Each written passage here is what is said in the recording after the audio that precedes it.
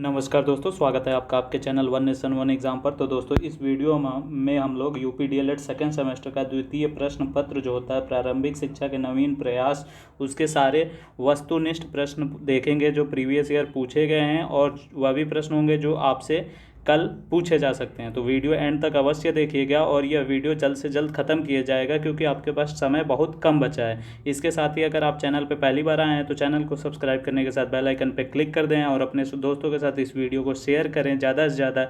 इसके अलावा अगर आपको यह PDF चाहिए तो डिस्क्रिप्शन में आपको टेलीग्राम चैनल का लिंक मिल जाएगा, वहाँ से जाकर आप चैनल ज्वाइन करके वहाँ से लिंक डाउनलोड या PDF डाउनलोड कर सकते हैं। तो दोस्तों, देखते हैं हम सबसे पहला वस्तुनिष्ठ प्रश्न।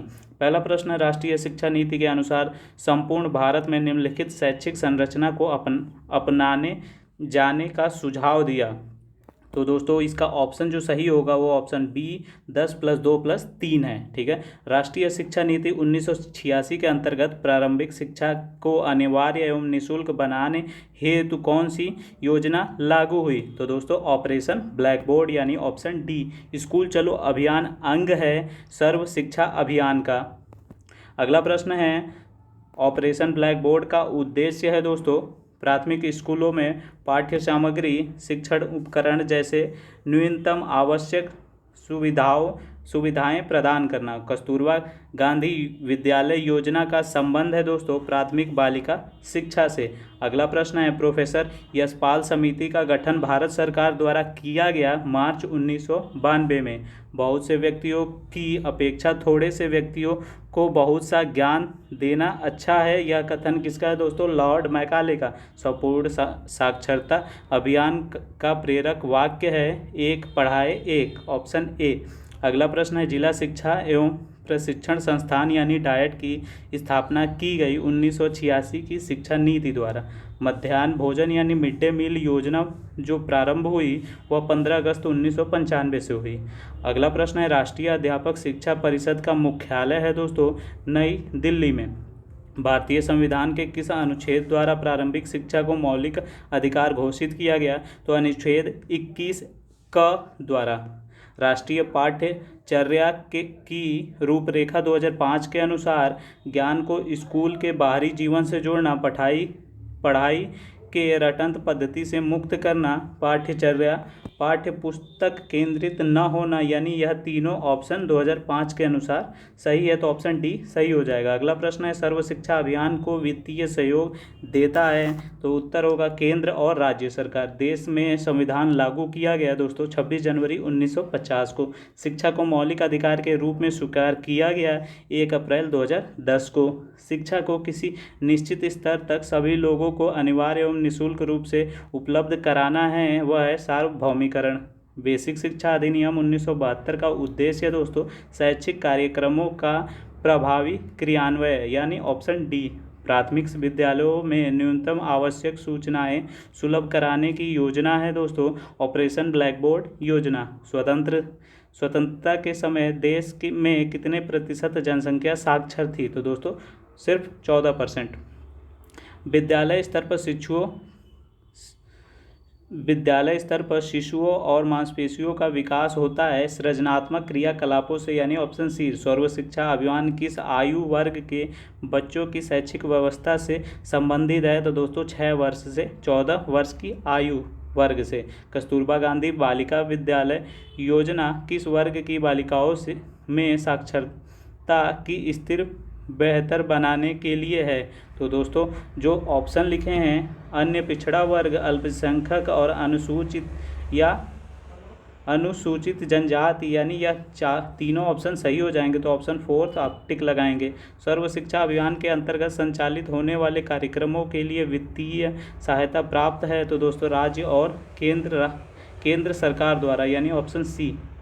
अगला प्रश्न है, कितने अंतराल के उपरांत पाठ्यचर्या के पुनर्विकास एवं समीक्षा का प्रावधान है? तो दोस्तों 5 वर्ष के बाद। महात्मा गांधी ने बुनियादी तालीम या बेसिक शिक्षा का प्रस्ताव रखा था सन 1937 में। माध्यमिक शिक्षा आयोग के अध्यक्ष थे दोस्तों डॉक्टर लक्ष्मण स्वामी मुदलियार।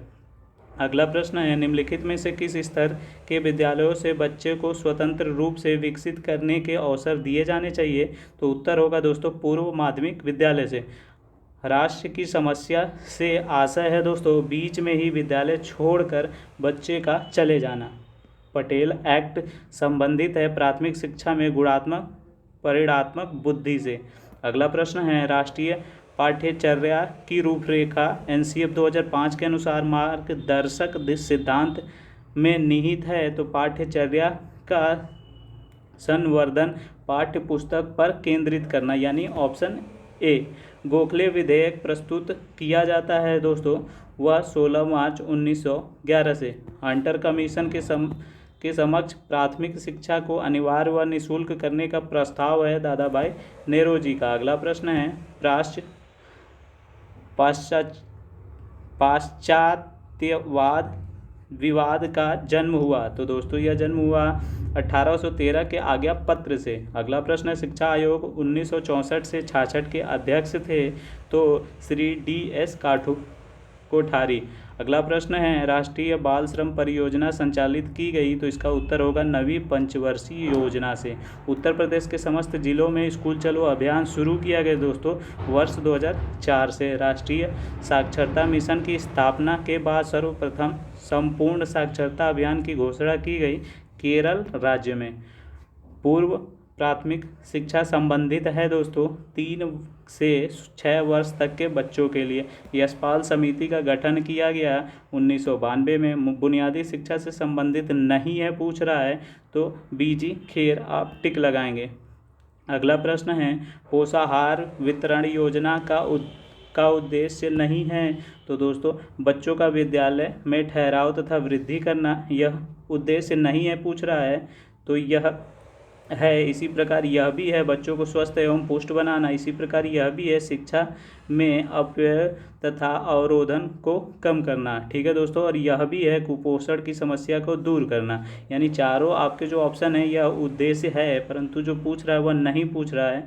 तो यह आप चारों बिल्कुल सही हैं तो आप या तो उपयुक्त सभी लगाएंगे, पर ऑप्शन में नहीं है तो आप ऑप्शन 4 जो है कुपोषण की समस्या को दूर करना इसे टिक लगाएंगे।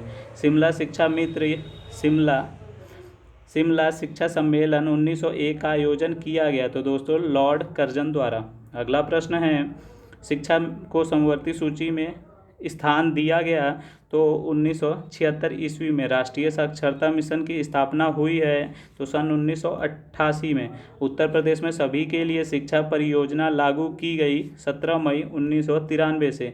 जब कोई बालक किसी भी अवस्था में प्राथमिक शिक्षा पूर्ण किए बिना ही विद्यालय छोड़कर चला जाता है तो यह कहलाता है दोस्तों, इससे पहले ही क्वेश्चन था, यह कहलाता है ह्रास। अगला प्रश्न है, 1960-61 में जनजातियों की शिक्षा संबंधी समस्याओं के समाधान के लिए गठित कमेटी के अध्यक्ष थे श्री UN डेबर, यानी ऑप्शन डी। राष्ट्रीय महिला शिक्षा समिति 1958 की अध्यक्ष थी दोस्तों दुर्गाबाई देशमुख, यानी ऑप्शन बी। ब्रेल लिपि द्वारा शिक्षा प्रदान की जाती है अंधों को, जो ऑप्शन सी में लिखा हुआ है। उत्तर प्रदेश में जिला प्राथमिक शिक्षा का कार्यक्रम प्रारंभ किया गया दोस्तों सन 1997 से 98 में। अगला प्रश्न है, शिक्षा में अपव्यय तथा अवरोधन पर अपना सुझाव दिया था तो हरटाग समिति ने। अगला प्रश्न है, राष्ट्रीय शिक्षा अनुसंधान एवं प्रशिक्षण परिषद का मुख्यालय है नई दिल्ली में। बेसिक शिक्षा अधिनियम पारित हुआ दोस्तों 1972 में। शिक्षकों हेतु राष्ट्रीय पुरस्कार का प्रारंभ किया गया 1978 में। बच्चों के लिए निःशुल्क एवं अनिवार्य शिक्षा का प्रावधान संविधान के जिस धारा में किया गया है वह है तो धारा 45 में। निम्नलिखित में से कौन सी योजना का शुभारंभ 15 अगस्त 1995 में हुआ था? तो दोस्तों इसका उत्तर होगा पोषाहार वितरण योजना। अगला प्रश्न है, भारतीय शिक्षा का महाधिकार पत्र कहा जाता है? तो हुड के घोषणा पत्र को कहा जाता है। कोठारी आयोग ने बालिका शिक्षा संबंधी सुझाव दिया है तो वह है दोस्तों ऑप्शन तीनों, यानी आपका जो 4th ऑप्शन है उपयुक्त में सभी का वह सही हो जाएगा। अगला प्रश्न है, हंटर कमीशन कहते हैं तो भारतीय शिक्षा आयोग को। कोठारी आयोग का गठन हुआ 1964 से 66 में। राष्ट्रीय शिक्षा नीति 1986 की घोषणा के पश्चात आचार्य राममूर्ति समिति ने अपना प्रतिवेदन प्रस्तुत किया। 16 दिसंबर 1990 में प्रोफेसर यशपाल समिति से पूर्व किस समिति ने छात्रों पर पढ़ाई का बोझ के लिए चिंता व्यक्त की? तो पटेल समिति, आचार्य राममूर्ति समिति और एनसीईआरटी कार्यदल, यानी उपयुक्त तीनों। तो ऑप्शन डी सही हो जाएगा। एनसीएफ 2005 के अंतर्गत पुनरीक्षित गुणवत्ता विजन के संदर्भ में निम्न दृष्टिकोण चिन्हित किए गए हैं। तो दोस्तों, बच्चों के प्रति दृष्टिकोण, शिक्षक की भूमिका एवं शिक्षण के प्रति दृष्टिकोण, शिक्षण विद्या के प्रति दृष्टिकोण, यानी ऑप्शन डी उपयुक्त सभी आंसर हो जाएगा। ऑपरेशन ब्लैक बोर्ड कब आरंभ हुआ? तो 1987 से 88 में। स्कूल चलो अभियान में किस कक्षा तक के बच्चों को आकर्षित करने की योजना थी? तो दोस्तों, वह थी कक्षा 1 से 8 तक की। स्कूल रेडीनेस कार्यक्रम यानी विद्यालय शिक्षा की तैयारी में निम्न क्षेत्रों पर बल दिया गया है। तो दोस्तों, व्यक्तित्व एवं सामाजिक तैयारी, शैक्षिक तैयारी, मनोरंजन, सृजनात्मक तथा शाब्दिक अशाब्दिक भाषा कौशल यानी उपयुक्त सभी को ध्यान दिया गया, क्षेत्रों पर बल दिया गया। पोषाहार वितरण योजना को निम्न विचार से प्रारंभ किया गया। तो दोस्तों, नामांकन संख्या बढ़ाने के लिए इस पर विचार किया गया। निःशुल्क एवं अनिवार्य बाल शिक्षा अधिकार अधिनियम किस वर्ष बना है? तो सन 2009 में। चार्ल्स ग्रांट के शैक्षिक प्रयास थे। तो दोस्तों, भारत में विद्यालयों की स्थापना, अंग्रेजी माध्यम से शिक्षा प्रदान करना, दोनों, यानी ऑप्शन सी निःशुल्क और अनिवार्य बाल शिक्षा अधिकार अधिनियम के अंतर्गत चौथे अध्याय में शिक्षकों के दायित्व दिए गए हैं। तो दोस्तों, नियमित समय से स्कूल में उपस्थित होना, पाठ्यक्रम के अनुसार पढ़ाना और उसे निर्धारित समय में पूरा करना, प्रत्येक बच्चों की सीखने की योग्यता का आकलन करना, यानी उपयुक्त सभी जो होगा वो आपका उत्तर हो जाएगा। राष्ट्रीय बाल श्रम परियोजना यानी NCLP संचालित की गई दोस्तों 9वीं पंचवर्षीय योजना में। राष्ट्रीय एवं अवरोध को रोकने के लिए तथा संप्राप्ति लक्ष्य को प्राप्त करने के लिए प्रोत्साहन के अधीन कौन सी सुविधाएं प्रदान की जा रही हैं? तो दोस्तों, वह छात्रवृत्ति, निःशुल्क पाठ्य पुस्तकें, ड्रेस, विद्यालय भोजनालय, मध्याह्न भोजन, यानी उपयुक्त सभी इसका उत्तर होगा। न्यूपा का मुख्यालय है दोस्तों, वह है दिल्ली में।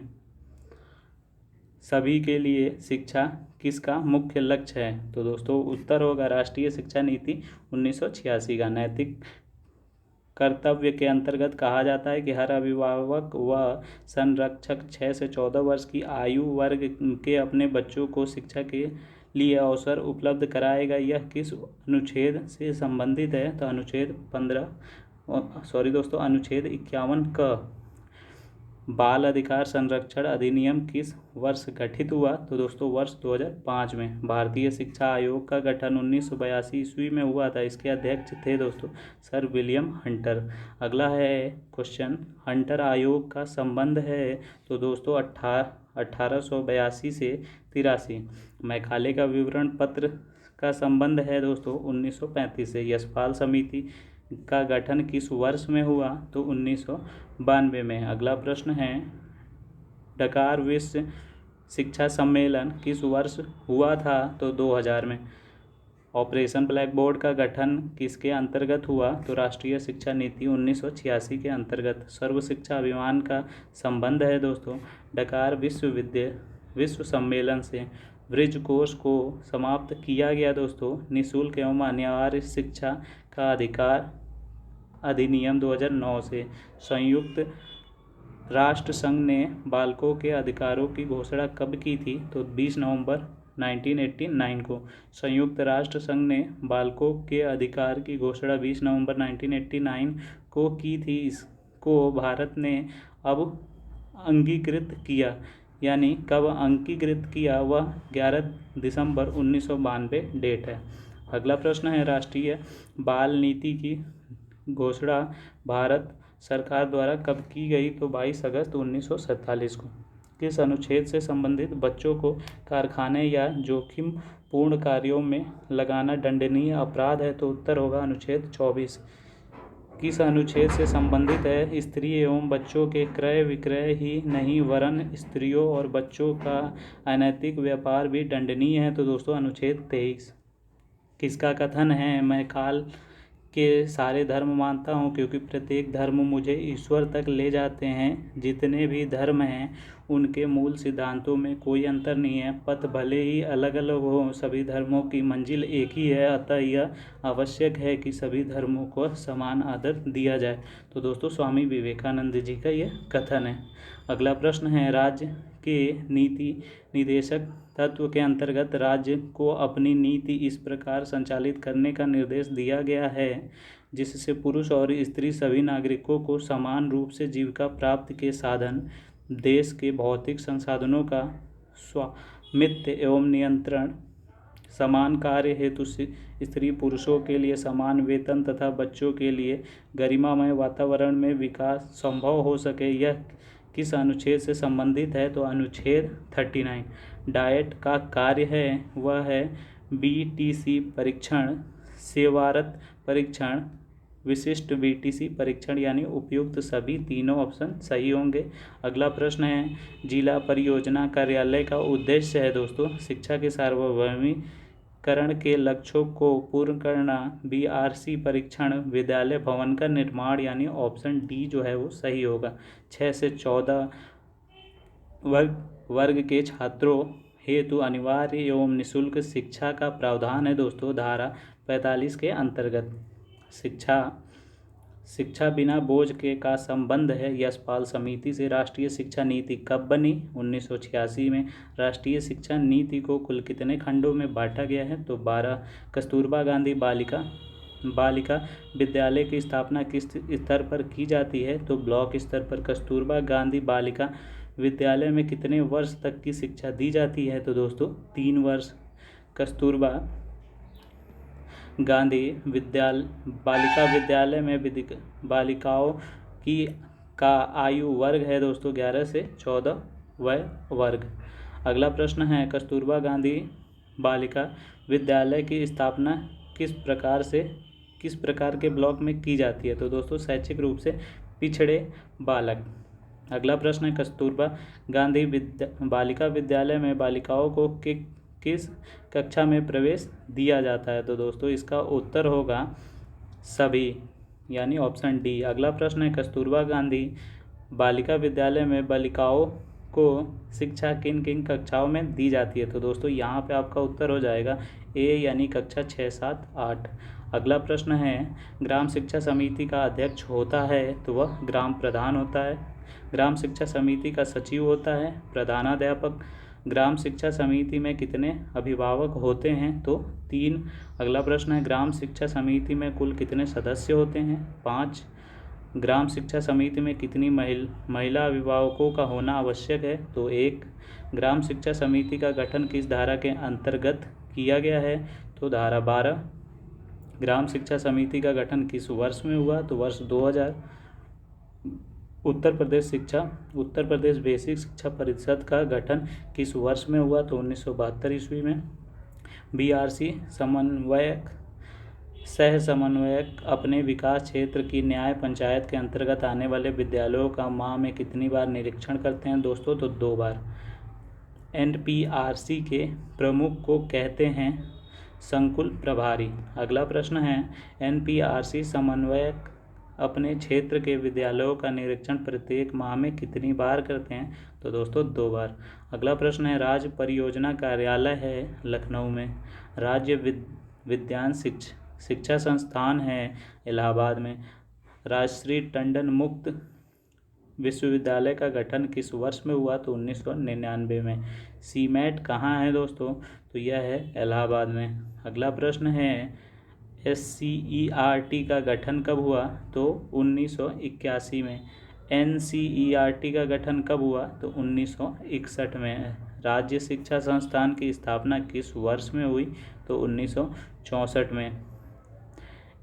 NCET यानी राष्ट्रीय अध्यापक शिक्षा परिषद का गठन कब हुआ? तो 1995 में। कस्तूरबा गांधी बालिका विद्यालय में प्रवेश लेकर किस कक्षा तक शिक्षा दी जाती है? तो दोस्तों कक्षा 8 तक। सब पढ़ें सब बढ़े किसका उद्देश्य है? सर्व शिक्षा अभियान का। मानवीय संसाधन नहीं है तो दोस्तों वह है ऑप्शन डी श्यामपट। नगर शिक्षा संसाधन केंद्र जो कि नगर क्षेत्र के लिए है का संक्षिप्त रूप जो है वह है दोस्तों URC। अगला प्रश्न है स्वतंत्रता के बाद भारत की साक्षरता दर है वह बढ़ी है। NCFTE में 10+2 के बाद कितने वर्ष का प्रशिक्षण की चर्चा है? तो दोस्तों वह है आपका ऑप्शन स यानी 4 या 5 वर्ष का। राष्ट्रीय पाठ्यचर्या की रूपरेखा 2005 के निर्माण हेतु गठित राष्ट्रीय संचालन रहित के अध्यक्ष थे दोस्तों प्रोफेसर यशपाल। अगला प्रश्न है राष्ट्रीय पाठ्यचर्या की रूपरेखा 2005 कितने अध्याय में विभक्त है? तो दोस्तों ऑप्शन सी जो है वो सही है, 5। प्रथम अध्याय का शीर्षक है परिप्रेक्ष्य। अगला प्रश्न है कस्तूरबा गांधी बालिका विद्यालय परियोजना कब से प्रारंभ की गई? तो दोस्तों इसका उत्तर होगा ऑप्शन बी 2004 से 2005 में। KGBV के संचालन एवं पर्यवेक्षण हेतु गठित समिति में इसमें से कौन नहीं है? तो दोस्तों ऑप्शन डी DIOS बिल्कुल सही उत्तर होगा। अगला प्रश्न है NPEGEL का पूरा नाम है national programme of education for girls at elementary level. अगला प्रश्न है 136 NPEGEL के अंतर्गत चयनित मॉडल क्लस्टर विद्यालयों में कौन सी सुविधा होती है? तो दोस्तों इसका उपयुक्त जो ABC तीनों लिखे हैं ऑप्शन सही है तो आप डी पे टिक लगाएंगे। छात्र छात्राओं में गणित तथा अंग्रेजी विषयों के प्रति कमजोरी के निदान के लिए किसका संचालन किया जाता है? तो विषय संबंधित कैंप का। ECCE किस वय वर्ष के बच्चों के लिए है? तो दोस्तों इसका उत्तर होगा 138 का ऑप्शन ए 3 से 6 वर्ष के लिए। अगला प्रश्न है 139 समेकित बाल विकास सेवाएं कब प्रारंभ की गई? तो दोस्तों 2 अक्टूबर 1975 में। अगला प्रश्न है भारत में ईस्ट इंडिया कंपनी का प्रवेश कब हुआ? तो 1600 में। राष्ट्रीय शिक्षा आयोग का गठन कब हुआ? तो दोस्तों 1964 से 66 में। बाल अधिकार का प्रस्ताव पारित हुआ दोस्तों संयुक्त राष्ट्र संघ द्वारा। अगला प्रश्न है 143 शिक्षा को संविधान की किस अनुसूची में रखा गया है? तो समवर्ती सूची। अगला प्रश्न है भारत में आधुनिक शिक्षा का जन्मदाता किसे माना जाता है? तो चार्ल्स ग्रांट को। अगला प्रश्न है निःशुल्क और अनिवार्य शिक्षा का अधिकार अधिनियम 2009 किस अनुच्छेद के द्वारा बनाया गया है? तो 21 का। अगला प्रश्न है हुड का घोषणा पत्र किस वर्ष आया? तो 1854 में। अगला प्रश्न है देश के प्रत्येक जनपद में डाइट की स्थापना की संस्तुति किस राष्ट्रीय शिक्षा नीति के तहत की गई? तो दोस्तों इसका ऑप्शन ए सही होगा 1986। अगला प्रश्न है निस्यंदन या छनाई सिद्धांत के प्रतिपादक हैं दोस्तों मैकाले। अगला प्रश्न है सभी को शिक्षा उपलब्ध कराने से संबंधित है जो ऑप्शन ए बी सी तीनों सही हैं तो आप उपयुक्त सभी पे टिक लगाएंगे। BEP क्या है दोस्तों? बेसिक शिक्षा परियोजना। अगला प्रश्न है मध्याह्न भोजन योजना का उद्देश्य दोस्तों बच्चों का नामांकन में वृद्धि, बच्चों को विद्यालय में पूरे समय तक रोके रखना, स्कूल आने के लिए प्रेरित करना, यानी जो आपका ऑप्शन डी है वह सही हो जाएगा। भारत सरकार ने सन 1992 में संशोधित कार्यान्वयन कार्यक्रम को कितने खंडों में बांटा है? तो दोस्तों इसका बी जो ऑप्शन है 23 खंडों में वह सही होगा। अगला प्रश्न है ऑपरेशन ब्लैक बोर्ड योजना का सुझाव दिया था? तो दोस्तों इसका ऑप्शन सी जो है वह सही होगा। अगला प्रश्न है प्रश्न संख्या 154 कि NPEGEL में किस कक्षा की अपवंचित लड़कियों के अध्ययन करने का प्रावधान है? तो दोस्तों इसका ऑप्शन बी जो है 1 से 8 वह सही होगा। आखिरी प्रश्न देखते हैं जो है 155 जनशाला कार्यक्रम के अंतर्गत कौन सी संस्थाएं वित्तीय सहायता प्राप्त करा रही हैं? तो दोस्तों इसका ऑप्शन जो है वो डी सही होगा, यानी तीनों ऑप्शन सही है तो आप डी पे टिक लगाएंगे, उपयुक्त सभी। तो दोस्तों यहाँ पे आपका जो द्वितीय प्रश्न पत्र है उसके सारे ऑब्जेक्टिव खत्म होते हैं। ठीक है दोस्तों, तो अपने सहपाठियों के साथ शेयर करें और आपने अगर पूरा देखा है तो आपके पूर्ण अंक अवश्य प्राप्त होंगे 15 में 15। पूरी वीडियो देखने के लिए बहुत बहुत धन्यवाद। साथ ही साथ चैनल को सब्सक्राइब करने के साथ बेल आइकन पर क्लिक कर दें।